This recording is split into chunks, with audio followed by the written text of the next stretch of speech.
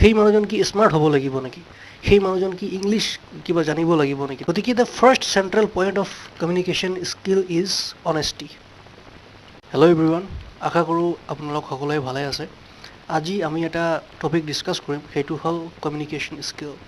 এইটো ৱৰ্ড আপুনি বহুতবাৰ শুনিছে, কমিউনিকেশ্যন, আৰু দৈনন্দিন জীৱনত আমাৰ এইটো লাগিও থাকে কমিউনিকেশ্যন। গতিকে এইটো কি আৰু ইয়াৰ যোনবোৰ চেণ্ট্ৰেল কি পইণ্ট আছে, মেজৰ যোনবোৰ পইণ্ট আছে, সেইবোৰ লৈ আমি ডিছকাছ কৰিম।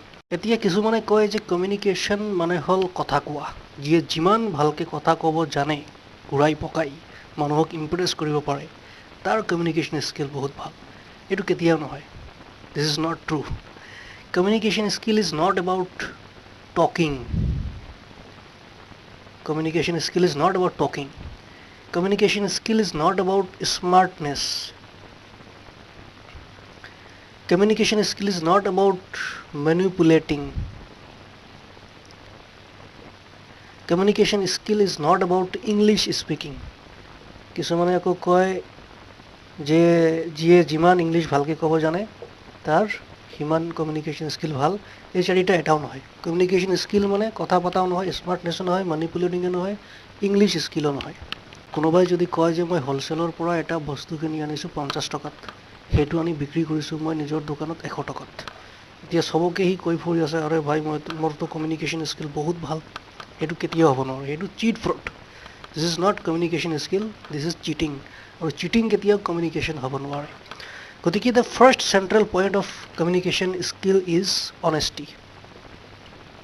অনেষ্টি, you have to be honest. যি কমিউনিকেশ্যনত অনেষ্টি নাই, সেইটো কমিউনিকেশ্যন হ'বই নোৱাৰে।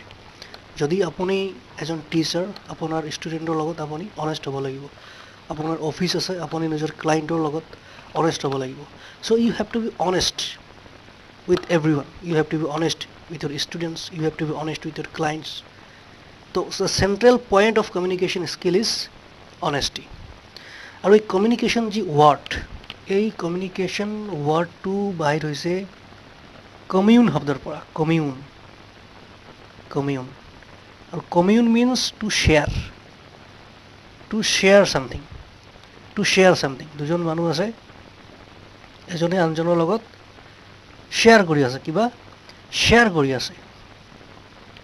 আৰু এই শ্বেয়াৰৰ যি মেইন চেণ্ট্ৰেল কি পইণ্ট, সেইটো হ'ব লিচনিং। মানে কমিউনিকেশ্যন স্কিলৰ আৰু এটা যি মেজৰ পইণ্ট, সেইটো হ'ল লিচেন। প্ৰব্লেম হ'ল আমাৰ লগত যেতিয়া কোনোবাই কথা পাতে, কোনো এজন মানুহে, তেতিয়া আমি সেই মানুহজনৰ ৰিপ্লাই দিয়াৰ কাৰণে আমি শুনি থাকোঁ। কিন্তু সেই মানুহজনৰ কি ফিলিংছ আছে, সেই মানুহজনৰ কি ইম'শ্যন লৈ আমাৰ লগত কথা পাতি আছে, সেই সকলোবোৰলৈ আমি চিন্তা নকৰোঁ। আমি কিমান জল্দি আমি ৰিপ্লাই দিব পাৰোঁ। গতিকে দিছ ইজ নট কমিউনিকেশ্যন স্কিল। আৰু লিচনিঙৰ যি চেণ্ট্ৰেল পইণ্ট লিচনিঙৰ, এইটো হ'ব কি, ইয়াৰ পৰা আপুনি লিচেনৰ পৰা এছটো লওক, আইটো লওক, এলটো লওক, ইটো লওক, এনটো লওক, টিটো লওক, কি হৈ গ'ল? Silent. So' the central point of listen is silent. আৰু চাইলেণ্ট মানে কোনটো silent? Active silent, not passive silent. Active silent, not passive silent. You have to be active silent. Active silent কোনটো? মাজ ৰাতি যেতিয়া সকলো মানুহ শুই থাকে, গোটেই পৰিৱেশত এটা নিস্তব্ধতা, সেইটো হ'ব লাগিব চাইলেণ্ট। এনেকুৱা নহয় যেতিয়া আমি এজন মানুহৰ লগত কথা পাতি আছোঁ, চাইলেণ্ট হৈ এনেকৈ যে আৰে আপোনালোক চবেই চুপ হওক, এতিয়া আপুনি কওক, আচ্ছা ঠিক আছে, মই এতিয়া ক'ম। দিছ ইজ নট চাইলেঞ্চ। চাইলেণ্ট এইটো নহয়।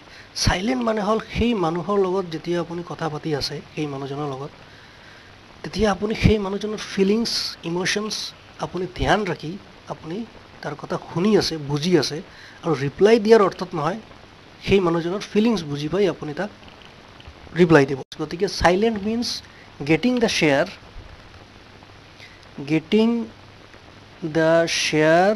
ফ্ৰম আদাৰ ছাইড। এইজন মানুহ আপোনাক কি কৈ আছে, সেই কথাটো আপুনি ভালকৈ মনোযোগ দি শুনি আছে। এটা হ'ল হেয়াৰ আৰু এটা হ'ল লিচেন। হেয়াৰ মানে কি? খালী শুনা। আৰু লিচেন মানে কি? মনোযোগ সহকাৰে শুনা। সেইকাৰণে ক্লাছত কেতিয়াও টিচাৰে নকয় যে প্লিজ হিয়াৰ মি, কয় যে প্লিজ লিচেন টু মি, মনোযোগ সহকাৰে মোক শুনা। কমিউনিকেশ্যন স্কিলৰ আৰু এটা মেজৰ পইণ্ট হ'ল এটিটিউড। এটিটিউড এটিটিউড আৰু এটিটিউডৰ দুটা প্ৰকাৰ আছে। এটা হ'ল কি আৰ্নিং এটিটিউড, আৰ্নিং, আৰু এটা হ'ল learning attitude, earning and learning. যেতিয়া আপোনাৰ এটিটিউড হ'ব কি আৰ্নিং, তেতিয়া আপুনি প্ৰত্যেকটো কামতে ফাইদা দেখিব, বেনিফিটছ, নিজৰ বেনিফিটছ, মানে স্বাৰ্থপৰি যাক বুলি কয়। প্ৰত্যেকটো কামত সেইজন মানুহ স্বাৰ্থ দেখিব, আৰু সেইজন মানুহ যিমানেই হাইলি এডুকেটেড নহওক, PhD কৰিছে, কেইবাটাও ছাবজেক্টত বা কিবা ডাঙৰ পদত বহি আছে, কিন্তু সি যদি কয় যে মই সকলোবোৰ এতিয়া জানি গৈছোঁ, তুমি কোন, তুমিতো এজন সৰু ল'ৰা, তুমি মোক কি বুজাবা। গতিকে সেইজন মানুহ নিজে ভাবি আছে সি সকলোবোৰ জানে, কিন্তু তাৰ নলেজৰ খিৰিকী বন্ধ কৰি দিয়া হৈছে। সেইজন মানুহৰ নলেজৰ খিৰিকী বন্ধ কৰি দিয়া হৈছে। সেইজন মানুহ একো নাজানে। কাৰণ এডুকেশ্যনৰ যি মেইন পাৰপাছ, এডুকেশ্যনৰ যি ৰিয়েল মিনিং, সেইটো হ'ল আই ডোণ্ট ন' এনিথিং, মই একো নাজানো। যি কয় মই সকলোবোৰ জানো, তেওঁ প্ৰকৃত অৰ্থত একো নাজানে। গতিকে আপোনাৰ এটিটিউড হ'ব লাগিব কি learning. You have to be a curious learner any time. Albert আইনষ্টাইনে এটা কথা কৈছিলে, I am not very intelligent, I am just passionately curious. ভিতৰত এটা জিজ্ঞাসু মন থাকিব লাগিব শিকাৰ কাৰণে। এইটো কেনেকৈ শিকে, সেইটো কেনেকৈ শিকে, এইটো কি বস্তু, এইটো কেনেকৈ হৈছে। গতিকে আমাৰ এটিটিউড হ'ব লাগিব কি লাৰ্নিং, আৰ্নিং নহয়। আৰ্নিং এটিটিউডত প্ৰব্লেম হ'ল, ছাপ'জ এজন অফিচত কোনো এজন জুনিয়ৰে ছিনিয়ৰক চৰ মাৰিছে। এতিয়া তাৰ পিছদিনা তাৰ বছে সেই গোটেই ইনচিডেণ্টটো এনালাইজ নকৰিব যে জুনিয়ৰজনে কিয় ছিনিয়ৰজনক চৰ মাৰিলে, ই চিধা তাক চাকৰিৰ পৰা বৰখাস্ত কৰি দিব। গতিকে এইটো লাৰ্নিং এটিটিউড নহয়। গতিকে আমি ফাৰ্ষ্টটো কি এটা হ'ব লাগিব কি অনেষ্টি কমিউনিকেশ্যন স্কিলত। আৰু আমি অনেষ্ট হ'বলৈ হ'লে, কোনো এজন মানুহ যদি অনেষ্ট হ'ব বিচাৰে, সেইজন মানুহ কি বহুত মানে ভালকৈ কথা পাতিব পৰা হ'ব লাগিব নেকি?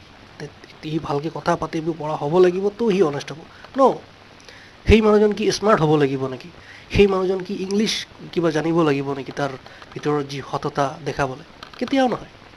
গতিকে আমাৰ কমিউনিকেশ্যন স্কিলত ফাৰ্ষ্ট যোনটো আমাৰ লাগিব সেইটো হ'ল কি অনেষ্টি। ছেকেণ্ড কি আমি যিজন মানুহৰ লগত কথা পাতি আছোঁ তাৰ ইম'শ্যন, তাৰ ফিলিংছ আমি বুজি পাব লাগিব। সেইকাৰণে কি চাইলেণ্ট। আৰু চাইলেণ্ট মানে কি এক্টিভ চাইলেণ্ট, মানে লিচেনিঙত কি আমি চাইলেণ্ট থাকিব লাগিব, এক্টিভ চাইলেণ্ট। তাৰপিছত কি হ'ব লাগিব এটিটিউড। আৰু যেতিয়া আমি চাইলেণ্ট নহওঁ তেতিয়া আমাৰ লাৰ্নিং এটিটিউড কেতিয়াও নাহে।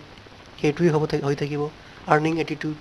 আৰু ইয়াতে এটা কথা, যেতিয়া আমি কোনো এজন মানুহৰ লগত কথা পাতিম, এনেকুৱা কেতিয়াও হ'ব নোৱাৰে যে আপুনি এজন মানুহক বহুৱাই কথা পাতি আছে আৰু সি চেঞ্জ হৈ যাব। No' one wants to change in this world. এইটো হ'বই নোৱাৰে। মটিভেশ্যন 2 ঘণ্টা থাকিব, তাৰপিছত সেই বেলুনত যেনেকৈ হিলিয়াম ভৰাই ওপৰত যায়, হিলিয়াম শেষ, বেলুন তলত আহিব। গতিকে মটিভেশ্যন দি আপোনাক পাম দি ফুলাই দিব, 2 ঘণ্টাৰ পিছত 1 ঘণ্টাৰ পিছত মটিভেশ্যন শেষ, আপুনি আগৰ অৱস্থাত আহি যাব। গতিকে কমিউনিকেশ্যন স্কিলৰ এইটোও এটা point, create interest. Create interest, create interest, create interest in communication by genuine benefits.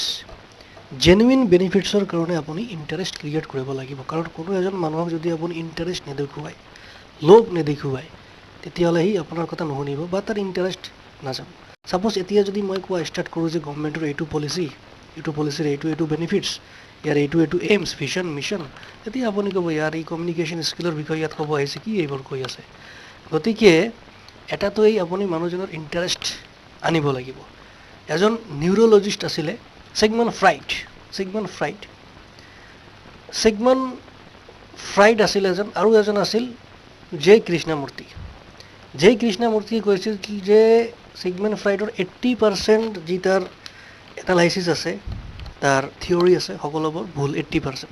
এতিয়া এইটো ৰাইট নে ৰং আই ডোণ্ট ন', কিন্তু ছিগমণ্ড ফ্ৰাইডৰ এটা কথা ভাল আছিলে, সি কৈছে যে মানুহ তেতিয়ালৈকে চেঞ্জ নহয় যেতিয়ালৈকে আমি তাক লোভ নেদেখুৱাওঁ, মানে ইণ্টাৰেষ্ট নেদেখুৱাওঁ।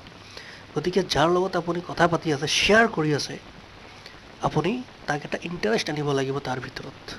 ঠিক আছে, গতিকে এতিয়ালৈকে আমি ইমানখিনি বুজিলোঁ যে কমিউনিকেশ্যন স্কিলৰ যি মেজৰ পইণ্ট যিটো আমাক লাগিবই লাগিব সেইটো হ'ল অনেষ্টি, সেইটো হ'ল টু শ্বেয়াৰ, যিজন মানুহ মোৰ লগত কথা পাতি আছে তাক মই বুজাৰ চেষ্টা কৰিব লাগিব, and to share we have to listen, আৰু লিচেনিঙৰ কাৰণে কি silent, we have the central point of listen is silent. আৰু যেতিয়া আমি চাইলেণ্ট হ'ম, চাইলেণ্ট হ'লে কি হ'ব, আমাৰ এটিটিউড আৰ্নিং নহয় লাৰ্ণিং হৈ যাব, আৰু যেতিয়া আমাৰ এটিটিউড লাৰ্ণিং হৈ যাব তেতিয়া আমি দিনে দিনে ডেভেলপ কৰিম। বাকী ইমানখিনিয়ে আজি, থেংক ইউ ভেৰি মাছ।